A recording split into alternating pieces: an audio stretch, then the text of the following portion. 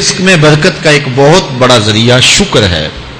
ارشاد فرمایا لَإِن شَكَرْتُمْ لَأَزِيدَنَّكُمْ، اگر تم شکر کرو گے وہ تمہیں اور زیادہ عطا کرے گا، اور اگر تم شکر نہیں کرو گے وَلَئِن كَفَرْتُمْ، کفران نعمت کرو گے إِنَّ عَذَابِي لَشَدِيدٌ، تو پھر میرا عذاب بڑا سخت ہے۔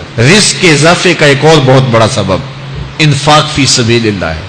اللہ فرماتا ہے جو تم خرچ کرتے ہو تو جو چیز تم نے نکال دی اس کی جگہ اللہ تمہیں اور عطا کر دیتا ہے۔ بعض کا ہمارا یہ ہوتا ہے کہ کوئی آدمی مالی بحران میں آ گیا تو وہ کرتا کیا ہے کہ جو راہ خدا میں دینے کا کھاتا تھا پہلے اسے کلوز کرتا ہے، یہ فلاں مدرسے کو دیتے ہو یہ بھی بند کر دو، یہ مسجد کو دیتے ہو یہ بھی بند کر دو، یہ فلاں غریب کو دیتے ہو یہ بھی بند کر دو، حالات ٹائٹ ہو گئے ہیں۔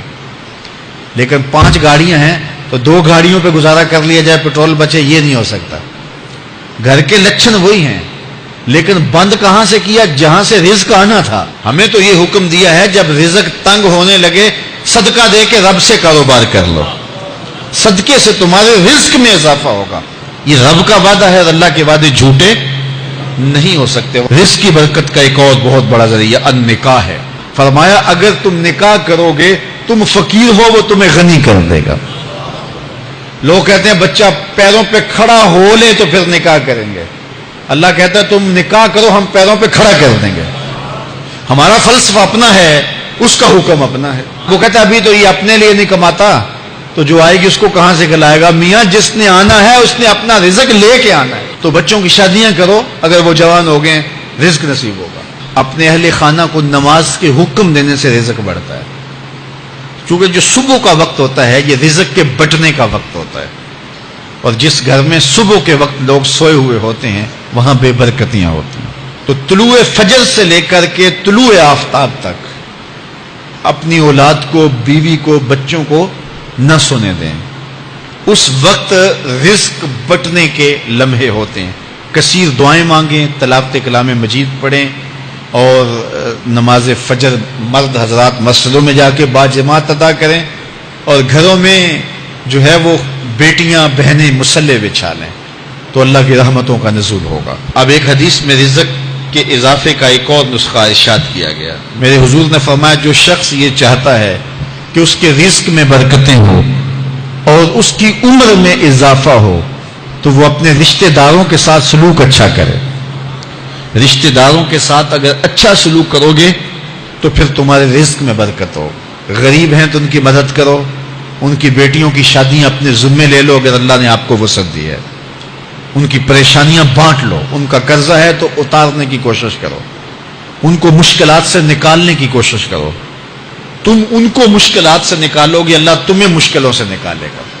تمہارے رزق میں بھی برکتیں ہوگی اور تمہارے مال میں بھی برکتیں ہوں گی۔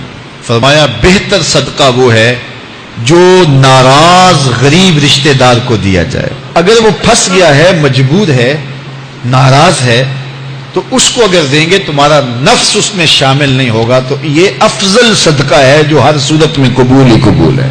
رزق کے اضافے کا ایک اور سبب الاحسان الی الضعفاء، جو کمزور لوگ ہیں ان کے ساتھ اس نے سلوک کرنا۔ الانفاق علی طلبۃ العلم، طالب علموں پہ خرچ کرنا، یہ بھی رزق میں اضافے کا سبب اور ذریعہ ہے۔ وہ حضرت بابا فرید نے کہا نا 6واں رکن دین کا روٹی ہے۔ گھر میں کچھ نہ ہو تو پھر نہ نماز اور نہ ہی دیگر امور کی لذت آتی ہے، تو یہ رزق فراواں اور وسیع اور مبارک نصیب کر دے اللہ۔ تو اس کے لیے ایک اور وظیفہ میں دیتا ہوں، اور وہ یہ کہ مغرب کے بعد 21 مرتبہ سورۃ الکوثر پڑھ لیں، کثرت ہو جائے گی انشاءاللہ۔ اول خدوشی پڑھ لیں، 5-7 منٹ لگتے ہوں گے، تو سورہ کوثر 21 مرتبہ روزانہ مغرب کی نماز کے بعد پڑھیں۔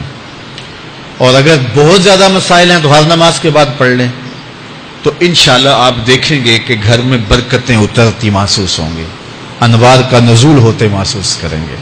تو یہ وہ رزق کے اسباب ہیں، اگر ہم اختیار کر لیں تو ہم اللہ کی خاص رحمتوں کے حقدار ہوں گے۔ اللہ